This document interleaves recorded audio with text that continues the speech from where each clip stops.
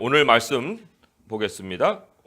이사야서 56장 1절에서 8절까지 말씀입니다. 이사야 56장 1절에서 8절까지입니다. 구약성경 1036쪽입니다. 우리 한 목소리로 같이 읽겠습니다. 이사야 56장 1절에서 8절입니다.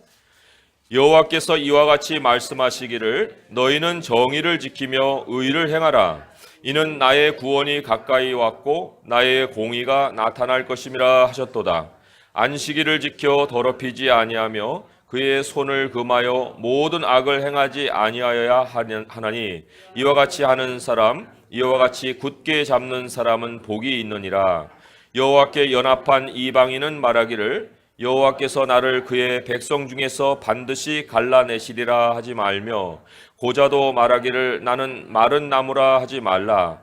여호와께서 이와 같이 말씀하시기를 나의 안식일을 지키며 내가 기뻐하는 일을 선택하며 나의 언약을 굳게 잡는 고자들에게는 내가 내 집에서 내 성 안에서 아들이나 딸보다 나은 기념물과 이름을 그들에게 주며 영원한 이름을 주어 끊어지지 아니하게 할 것이며 또 여호와와 연합하여 그를 섬기며 여호와의 이름을 사랑하며 그의 종이 되며 안식일을 지켜 더럽히지 아니하며 나의 언약을 굳게 지키는 이방인마다 내가 곧 그들을 나의 성산으로 인도하여 기도하는 내 집에서 그들을 기쁘게 할 것이며 그들의 번제와 희생을 나의 제단에서 기꺼이 받게 되리니 이는 내 집은 만민이 기도하는 집이라 일컬음이 될 것임이라.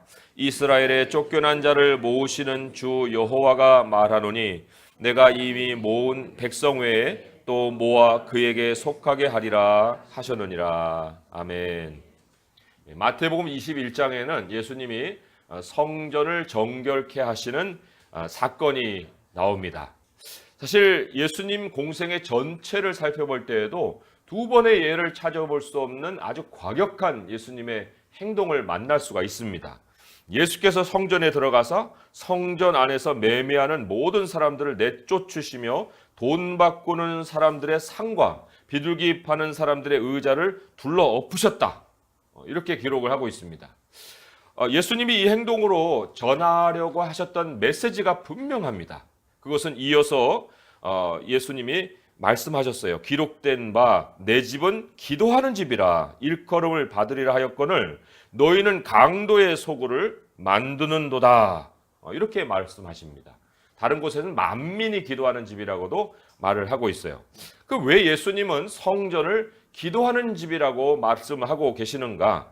본래 성전은 오히려 제사 드리는 집이라 해야만 마땅하지 않겠는가? 그게 더 바르게 설명하는 것이라 생각할 수 있을 텐데 예수님이 기록된 바라고 얘기를 하시면서 이제 이 말씀을 하신 거거든요. 그렇다고 하면은 그것은 오늘 본문에 있는 이사야 56장 특별히 7절의 말씀을 직접 언급하신 거예요. 내가 곧 그들을 나의 성산으로 인도하여 기도하는 내 집에서 그들을 기쁘게 할 것이며 그들의 번제와 희생을 나의 제단에서 기꺼이 받게 되리니 이는 내 집은 만민이 기도하는 집이라 일컬음이 될 것임이라. 그렇다고 하면 예수님이 가서 이 사건을 벌이시고 이 말씀을 인용하셨지만 또 예수님은 항상 말씀을 따라서 움직이시는 분이니까 이사야의 메시지를 그들에게 상기시켜 주시려고 성전을 찾아가서 장사하는 사람을 내쫓으시고 또 상과 의자를 뒤엎으셨다. 이렇게도 우리가 볼 수가 있습니다. 하나님께서 이사야 선지자를 통해서 그러면 내 집은 만민의 기도하는 집이다. 혹은 기도하는 집이다라고 하신 뜻이 도대체 무엇이냐 하는 우리가 알아야 됩니다. 또 예수님이 그 인용하신 이사야의 본래 메시지를 인용한 것이 굉장히 중요한 것은 오늘날의 우리의 상황에서도 굉장히 그것이 직결되어 있기 때문에 그래요.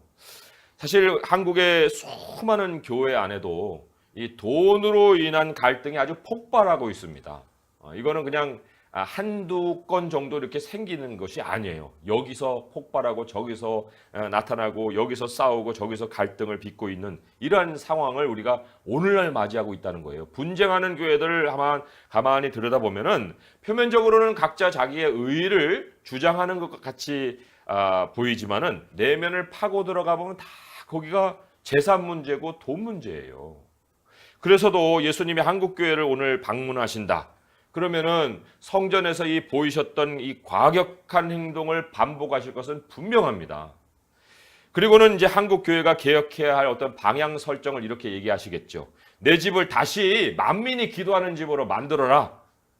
이렇게 선포를 하실 텐데, 그런데 이 말씀 뜻도 모르고 우리가 이 말씀을 어떻게 실천하며 개혁을 해나갈 수가 있겠습니까? 순종이 불가능하지 않겠어요? 그래서도 예수님이 이 분노하신 그 이유를 알아야 되고 만민이 기도하는 집이 뭐냐 하는 깊은 뜻을 우리가 또 새길 수가 있어야 됩니다. 본래 예수님이 하나님의 백성들을 이제 택하실 때는 세상을 하나님께로 이끌어라 이런 어떤 의도를 가지신 거예요. 그래서 만민이 하나님의 집으로 이제 나올 수 있도록 먼저 택해 주신 백성이 하나님의 백성이지 않습니까? 그런데 그들이 세상을 하나님께로 인도하고 세상을 하나님 집으로 이끌어야 될 그런 사명은 다 어디 간지 없어져 버리고 세상 것들을 가지고 세상 그 하나님의 백성의 집을 채웠다는 거예요. 세상이 아니라 세상의 것들로. 그래서 예수님은 이사야만 아니라 예레미야서까지도 이제 인용을 해서 오늘 이 사건의 말씀을 버리시고 계시는 거예요. 예레미야 말씀을 잠시 한번 찾아볼까요? 도둑의 소굴이라 하는 말씀이 예레미야 7장에서 나옵니다. 예레미야 7장에 8절에서 11절의 말씀 중에 이제 도적의 소굴을 언급하셨는데 이거는 얼마나 사악한 세상적인 것을 끌어들어왔느냐 하는 걸 고발하시는 말씀이에요. 예레미야 7장 8절에서 11절의 말씀 한 목소리 읽어보겠습니다. 시작. 보라, 너희가 무익한 거짓말을 의존하는도다. 너희가 도둑질하며 살인하며 간음하며 거짓 맹세하며 바알에게 분향하며 너희가 알지 못하는 다른 신들을 따르면서 내 이름으로 일컬음을 받는 이 집에 들어와서 내 앞에 서서 말하기를 우리가 구원을 얻었나이다 하느냐. 이는 이 모든 가증한 일을 행하려 함이로다. 내 이름으로 일컬음을 받는 이 집이 너희 눈에는 도둑의 소굴로 보이느냐. 보라, 나 곧 내가 그것을 보았노라. 여호와의 말씀이니라.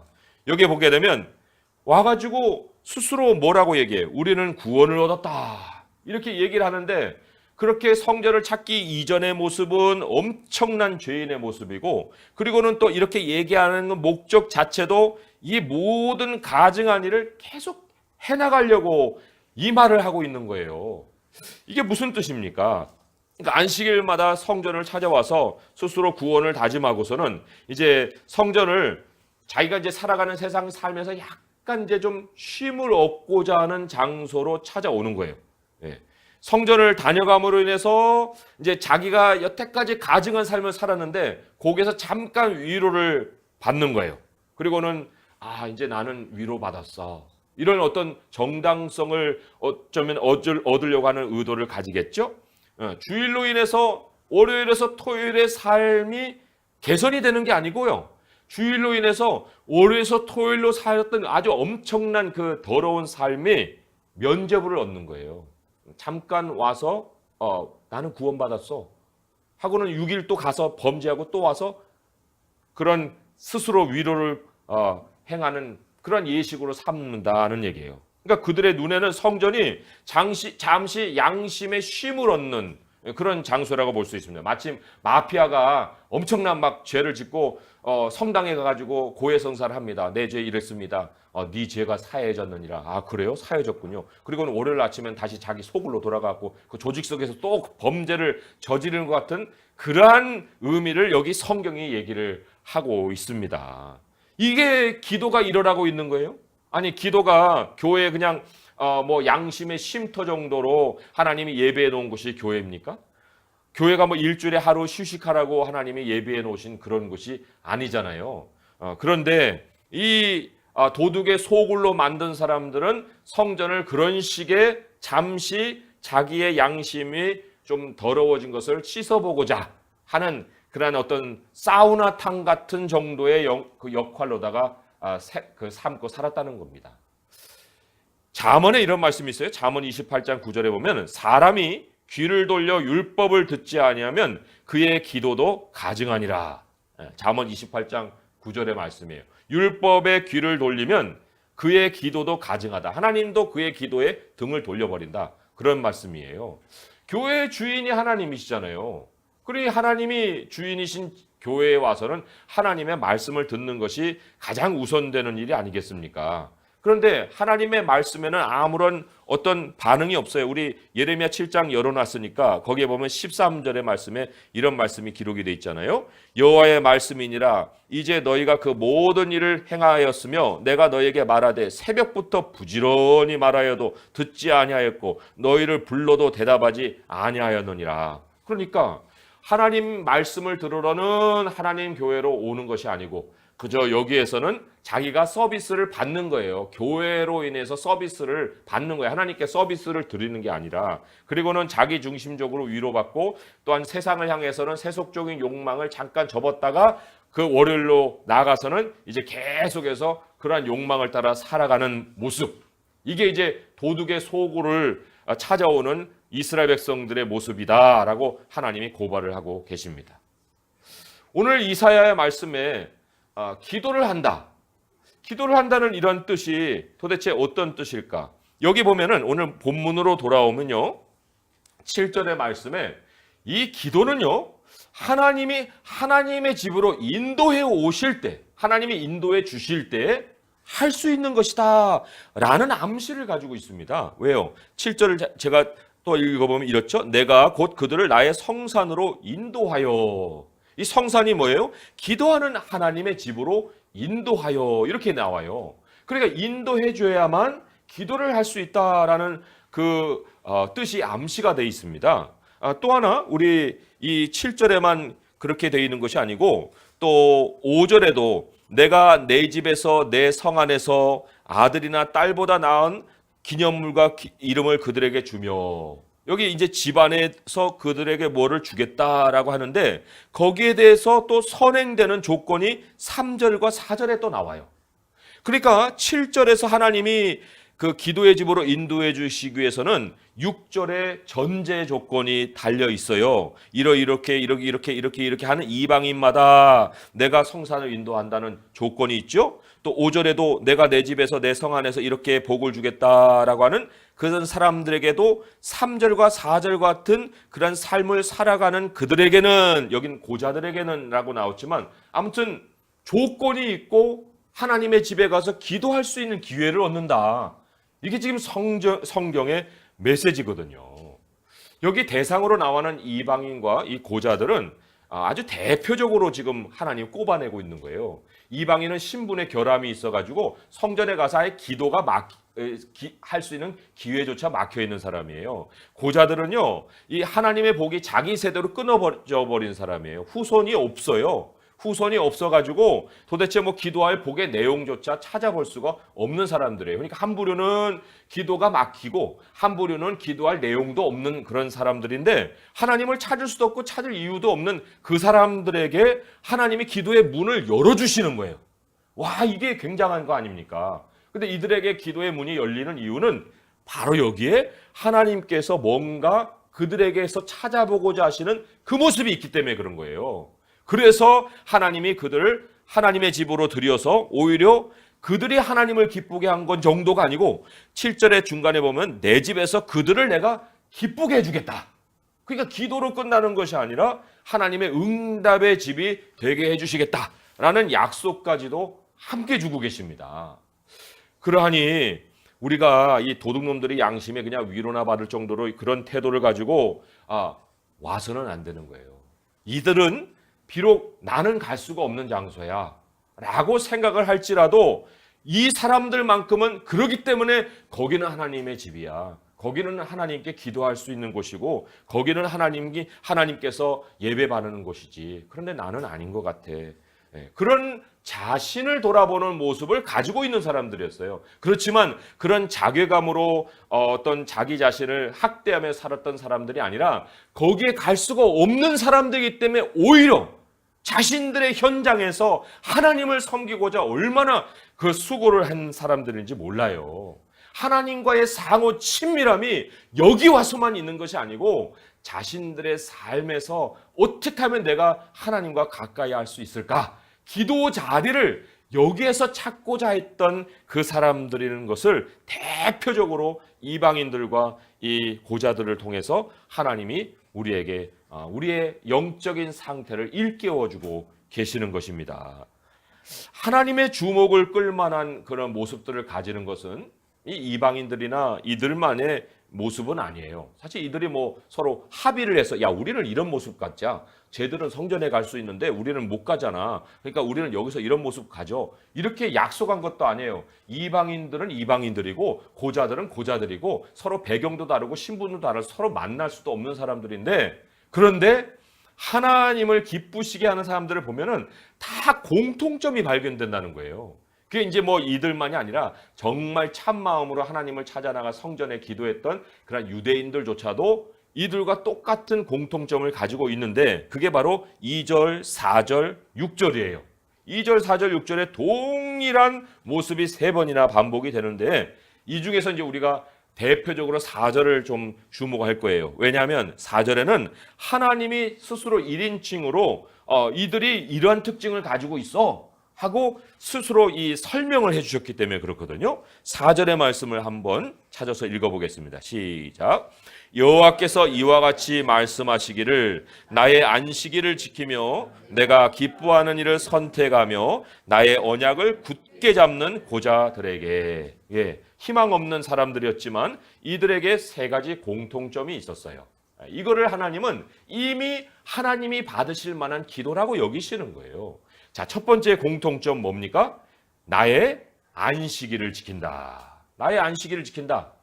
이게 무슨 율법이 제정되고 난 다음에 생겨난 어떤 규칙이 아니에요. 안식은요, 하나님이 창조 질서를 통해서 우리에게 보여주신 날입니다. 안식일 날은 하나님이 7일째 멈추신 날이에요. 그래서도 나의 안식일이다. 이렇게 오늘 말씀이 선포하고 있지 않습니까? 하나님은 누구를 기도의 집으로 초청을 하시겠습니까? 오늘 여기에 보면은 하나님의 시간을 살아가는 사람이에요. 하나님이 이 땅에 시간의 경계표를 세워놓으셨습니다. 6일이라는 날과 7일이라는 날을 분명하게 갈라놓으셨어요. 그리고는 6일과 7일을 구별하시면서 이 하나님의 사람은 반드시 구별된 삶을 살아야 하느니라 이렇게 얘기하시죠. 이게 창조 때 시작된 것뿐만 아니라 마지막 세상이 종말을 맞이할 때까지 하나님이 만물을 경영해 가시는 기본 질서입니다. 시간의 질서예요. 우리의 삶의 그 시간의 틀이 이렇게 박여 있어야 되는 것이고 이 하나님이 일상에서 기도를 받는 사람은 다 이 틀에서 삶을 이어가고 있는 사람이에요. 만약에 내가 멈추지 않죠? 6일이나 7일에 그런 개념이 없죠. 내가 멈추지 않으며 내 아내가 멈추지 못해요. 내 자식이 멈추지 못합니다. 그리고 내 가축도 멈추지 못합니다. 내가 속해 있는 모든 나의 식구들이 다 멈추지를 못해요. 얼마나 내 한 아가 멈추지 못하면서 나의 환경을 피곤하게 만들고 아주 그냥 피폐하게 만드는지 몰라요. 그 파급 효과는 우리가 상상하는 것 이상으로 엄청난 창조 질서를 파괴하는 일을 행하는 거예요. 하나님이 멈췄는데, 아니 통치자가 멈췄는데 우리가 뭘 어떻게 한 걸음 두 걸음을 더 나가서 우리의 삶을 이어가겠습니까? 만약에 그런 사람이 기도를 하나님께 드린다면 무슨 기도를 드리겠어요? 하나님보다 앞서는 기도를 드리지 않겠습니까? 자기 세상 꾸려가는 걸 기도하지 않겠어요? 그런 기도를 하나님이 도대체 들을 만한 기도라고 생각하시고 들어주시겠습니까? 네. 시간의 구별이 없는 사람의 그 기도는 결국은 내 세상을 위한 기도예요. 두 번째로 하나님께서 우리에게 주신 그 기도집으로 초청받는 사람들의 공통점은 하나님이 기뻐하시는 일을 선택을 한다는 것입니다. 아까 말씀드렸잖아요. 하나님이 세상을 구별시키기 위해서 하나님의 백성을 구별시켜서 세상을 하나님의 집으로 오게 만드신다고 말씀하시지 않습니까? 그렇기 때문에 우리가 이 하나님의 그 시간을 산다는 것은 굉장히 가시적으로 사람들에게 하나님의 모습을 보일 수 있는 가장 손쉬운 모습이에요. 가장 손쉬운 수단이라고 볼 수가 있습니다. 우리의 삶에 많은 어떤 변화된 우리들의 모습을 보여야 된다면 굉장히 힘들고 어렵고 오래 걸리는 일일 수 있지만 내가 단지 하루에 그 6일에 한 번은 그 7일째 하나님을 찾아 나간다는 것이 얼마나 하나님이 우리에게 요구하시는 쉽고 간편하고 또 단순한 그러한 요구겠습니까? 그렇기 때문에 우리가 그날을 지킴으로 인해서 우리는 세상에 흡수되지 않을 수 있어요. 세상이 오히려 그러한 구별된 모습을 보면서 우리에게로 올 수가 있다는 거예요. 그런데 우리가 이러한 시간표를 멈추지 아니하면 하나님을 향해서 기뻐하시는 선택을 할 생각을 못합니다. 그러한 분별력을 가질 수가 없어요. 선택이라고 했잖아요. 기뻐하시는 것을 선택하신다고 했는데 선택이라는 것이 우리에게 주어졌다는 것은 많은 기회가 우리 앞에 놓일 수 있다는 거예요. 많은 어떤 여러 가지 그 길들이 우리에게 열릴 수가 있다는 것입니다. 그 가운데 하나를 선택을 해야 되는 거예요. 그 기회들이 무엇을 통해서 우리에게 오냐면 시간이라는 것을 통해서 오는 거예요. 그래서 이 주일이 구별되지 않은 사람은 하나님의 기뻐하시는 일을 선택할 수 없는 것은 세상은요, 우리를 7일로 돌리기 때문에 조급해지고 다급해지고 빨리 움직이게 만들고 그리고는 하나님 안에서 쉬지를 못하게 해요. 그런 우리들의 삶 속에 어떻게 하나님을 기쁘시게 하는 것을 선택할 수가 있겠습니까? 하나님의 백성의 기준은 단지 하나예요. 언제나 하나님이 기뻐하시는 것을 선택한다. 그 기준을 우리가 바꾸지를 않습니다. 그래서 사실 기도는요, 선택의 결과라고 볼 수 있습니다. 하나님, 나 이거 A를 해야 돼요, B를 해야 돼요 하고 우리는 기도를 통해서 선택의 결과를 얻으려고 하는데 사실 기도는요, 이미 선택을 하고 난 다음에 그런 다음에 하나님께 나아가서 우리가 선택한 것에 대해서 하나님께 말씀드리는 것이라 할 수가 있습니다. 하나님, 제가요, 하나님 때문에 이걸 선택했습니다. 하나님이 기뻐하시는 것이기 때문에 제가 이걸 했습니다. 하나님도 그렇게 인정을 해 주십니까? 하고 우리가 하나님을 찾아 나갈 수 있는 것이 정말 기도가 기도되는 거예요. 만약에 우리가 이걸 해야 되나? 저걸 해야 되나? 왔다 갔다 하고 있다는 것 자체가 이미 기도할 자세가 아니라는 거거든요. 그래서도 우리 이 사람들은 기도할 장소로 나갈 수 없는 사람이 있음에도 불구하고 내가 기뻐하는 일을 선택한다. 이렇게 얘기를 하고 있습니다. 마지막 세 번째로는 뭐라고 얘기합니까? 나의 언약을 굳게 잡는 고자들에 대하여서 그랬어요. 나의 언약을 굳게 잡는다. 하나님과 약속한 것이 있다. 그거는 뭐 사람이 확인을 할 수가 없는 거겠죠. 내가 하나님과 한 것인데 또 하나님이 나에게 주신 약속인데 그런데 하나님 한 분 외에는 내가 누구에게도 나의 살 길도 나의 생명도 나의 어떤 여러 가지 그 미래도 내가 누구에게 바치지 않는다. 나는 하나님께 바쳤다. 나의 모든 삶은 하나님이 인도해 가신다. 직장을 등질지언정 내가 하나님을 등지지 않는다.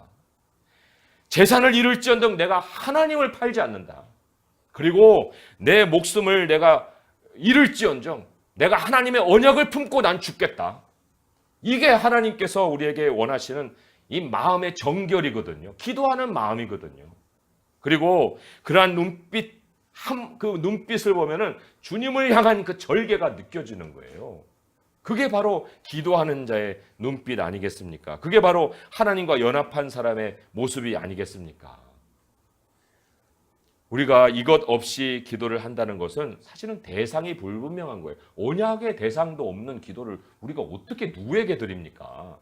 내가 충성을 바치고 절개를 바쳐야 될 그분이 선명하지 않는 곳에서 어떻게 우리가 기도를 할 수가 있습니까? 그게 불가능한 거예요.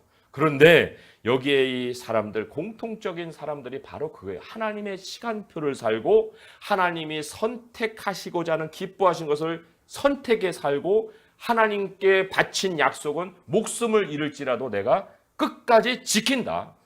이게 일상에 있는 사람들이기 때문에 이미 이들은 기도가 삶이 된 사람들이에요. 이 세 가지 특징은 사실 우리가 먼저 시작할 수 있는 모습은 아니죠. 그건 우리에 의해서 나오는 것이 아니에요. 누구도 자기가 먼저 자격 갖추고 하나님께 기도를 할 수 있다 해서 하나님의 집으로 들어올 사람이 어디 있겠어요. 하나님이 인도해 주셔서 이러한 모습을 가진 것이고 하나님이 인도해 주셔서 기도의 집으로도 오는 거 아니겠습니까? 먼저 의인이 되어서 하나님을 만날 사람이 없지 않습니까? 그런데 문제는요, 의인이 돼서는 절대로 결코 불의한 모습으로 돌아갈 수가 없거든요. 구원 이후는 분별이 돼야 되거든요. 구원 이후인데 구원 이전으로 돌아갈 수가 없거든요. 구원 이후의 삶으로 우리가 살아간다고 할 때 이 이방인들이나 또 이 고자들은 특별한 모습이 아닌데 왜 이 모습이 이렇게 특별하게 보이고 정말 엄청난 헌신처럼 보일까 할 때 거기에 우리들이 돌아봐야 될 우리들의 모습이 있지 않겠습니까? 1절의 모습을 보시면 이런 말씀이 기록이 되어 있어요. 혹간 좀 오해할 수도 있는 말씀이에요. 한번 읽어봅니다. 여호와께서 이와 같이 말씀하시기를 너희는 정의를 지키며 의를 행하라. 이는 나의 구원이 가까웠고 나의 공의가 나타날 것임이라 하셨도다. 읽다 보면은 순서대로 읽다 보면 우리가 의를 지키면 하나님이 구원도 베푸시고 의도 행해 주시겠다. 이러한 약속으로 우리가 생각하겠지만 그게 아니에요. 그게 아니라 1절의 명령이 가능한 것은요, 그 명령을 순종할 수 있게끔 만들어 주실 하나님의 의가 지금 오고 있기 때문에 그런 거예요. 하나님의 의가 오기 전까지는 이 사람들은 그걸 실천을 못하고 있어요. 그러나 하나님이 명령은 먼저 주십니다. 그리고 그 명령을 먼저 이행해 주시는 분이 하나님이시고 그 하나님이 이행해 주신 후에라야 사람은 바로 의로운 모습이 이런 것이다 하고 살 수가 있지요. 우리에게 하나님이 구원을 선포하시고 구원 이후의 삶을 명령을 하셨습니다. 그렇지만 우리가 구원 이후의 명령을 잘 따르지 못하잖아요. 그럴 때 하나님이 먼저 오셔서 우리 앞에서 우리 하나님의 본을 보여주시고 이것이 바로 너희들이 따라와야 될 모습이다라고 가르치시고 우리로 따라오게 하시지 않으십니까? 그래서 오늘 우리가 이 말씀을 정리하면서 하나님 앞에서 나는 과연 안식을 지키고 있는가? 시간이 구별되어 살아가고 있는가? 우리 많은 인생이 제시하는 선택 중에 정말 하나님 이거 기뻐하시죠? 하고 하나님 기뻐하시는 그것을 내가 과감하게 선택하고 다른 모든 것은 버릴 수 있는 삶을 살고 있고 하나님과 맺은 언약 때문에 내가 그것을 굳게 붙들고 죽을지라도 그 길을 포기하지 않고 걸어가고 있는가? 이것을 우리가 확인을 할 수가 있어야 되고 그럴 때 이제 기도의 집으로 하나님이 인도하실 때는 거기에서는 오히려 우리의 요구 조건 때문에 막 하나님 앞에 늘어놓는 그런 현실을 맞는 것이 아니라 그 기도의 집으로 인도해 주실 때 하나님이 하나님의 세상을 열어주셔요. 하나님의 마음을 열어주시고 하늘의 세계를 열어주시고 그리고는 거기에서 하나님의 그 모든 복을 누릴 수 있도록 해주시는 거예요. 우리가 예배를 찾아왔습니다. 예배 찾아왔을 때 그저 더러운 양심을 위로해 보려는 어떤 수단책으로 여기에 찾아왔다면은 그것은 하나님이 여기에 이 자리를 마련해 놓으신 그러한 목적은 아니에요. 우리 주 예수님은 오늘 이 자리에 오셔서 우리에게 그런 모습을 기대하시고 십자가에 달려 돌아가신 것이 아닙니다. 우리 주님은 우리에게 은혜로 찾아오시고 우리가 몰랐을 때 하나님을 몰랐던 그 자리에 찾아오셔서 우리를 구원해 주신 분이에요. 그렇기 때문에 우리가 그 자리에서 이 자리로 올라올 때에는 감사를 가지고 와야 되고 찬송을 가지고 와야 되지 그것이 아닌 다른 모습으로 자꾸 돌아온다는 것은 결국은 처음에 하나님이 주신 그 사랑을 잃어버렸기 때문에 와서 그러한 모습을 갖는 것 그것밖에는 다른 이유가 없는 거예요. 일상에서 하나님을 향해 사는 사람, 하나님이 열어주시는 하나님의 세상에 문을 열고 들어가서 하나님을 즐거워할 수 있다 했습니다. 오늘 말씀 마지막 절 8절을 보게 되면 거기에도 하나님은 끊임없이 이제 그러한 구원의 역사를 베푸십니다. 8절 한번 읽어봅니다. 시작. 이스라엘의 쫓겨난 자를 모으시는 주 여호와가 말하노니 내가 이미 모은 백성 외에 또 모아 그에게 속하게 하리라 하셨느니라. 아멘. 하나님이 기도의 집으로 끊임없이 사람들을 모아주십니다. 그리고는 우리의 얘기도 들어주시고 하나님의 얘기도 들려주시고 그리고 정말 어떤 여러 가지 우리가 몰랐던 그런 복에 대한 소식도 가르쳐 주시고 그래서 하나님을 즐거워할 수 있는 그런 예배 처소에서 우리를 맞아 주시는 거예요. 뭐 큰 짐을 지우고 무슨 부담스럽게 하고, 이게 하나님께서 우리를 부르시는 목적이 아니라 하는 거예요. 오히려 우리가 하나님께 갚을 것이 많고 사랑과 은혜에 감사할 것이 많고 정말 우리가 주님 앞에 찬양할 것이 많은 것이지, 하나님께서 우리에게 뭐를 얼마나 더 요구하셔서 우리가 그것을 수고하면서 따라야 하는 그런 부담스러운 종교 생활을 하겠습니까? 하나님을 믿고 따른다는 것은 종교적인 의무를 이행하는 것이 아니고, 기도도 무슨 종교적인 예식을 따르는 것이 아니고, 기도는 영원한 하나님의 집에서 살아갈 그 세상을 여기서 맛보는 것이다. 하나님이 그 집으로 우리를 인도하신 것이다. 본향으로 우리를 돌아오게 하시는 하나님이신데, 그 본향을 우리가 이 자리에서 하나님 앞에서 먼저 맛볼 수 있도록 우리 주님이 이곳을 기도의 집으로 예비해 주신 것이라는 거예요. 하나님의 집, 만민의 집, 머지않아 이제 우리가 가서 살게 될 영원한 본향입니다. 그곳은 하나님과 영원히 말을 나누고 또 삶을 나누는 그런 곳이에요. 우리 이 세상에 신분이 어떻습니까? 우리가 후손에게 뭐 물려줄 것들 많이 가지고 우리 살아가고 있습니까?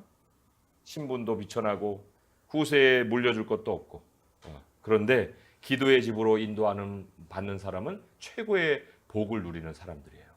그래서 이 세상으로 다시 흩어지지 않아야 됩니다. 우리는 세상의 것을 다시 묻히고 살아서는 안 됩니다. 쫓겨난 자를 모으시는 하나님께 매 순간 연합해서 그곳이 우리의 기도의 집이 되고, 또 여기 와서 하나님께 기도하는 그러한 우리들의 모습이 되고, 그래서 온 우리들의 삶이 만민이 기도하는 집이 되고, 어떤 사람에게도 우리의 종교 예식으로 기도의 문을 막는 그러한 성도들은 되지 않는 우리들의 모습이 될 수 있기를 주님의 이름으로 축원드립니다. 기도하겠습니다. 하나님 아버지, 우리가 무릎 꿇고 기도하는 일을 힘들어할 때가 많습니다. 언제 얼마나 어떻게 기도를 해야 되는지 고민이 되는 사람도 많습니다. 하나님, 그러하오나 우리 하나님 오늘 말씀하십니다. 오히려 우리가 기도를 어떻게 하는 것이 아니라 다른 사람이 기도 자리로 나오는 그 자리를 막지 않아야 되는 것을 가르치십니다. 우리 하나님의 은혜를 잊어버리면 우리가 도둑의 소굴과 같은 삶을 살게 되고, 우리 자신이 정말 세상이 하나님께로 나오는 길을 막아버리는 문이 될 수 있습니다.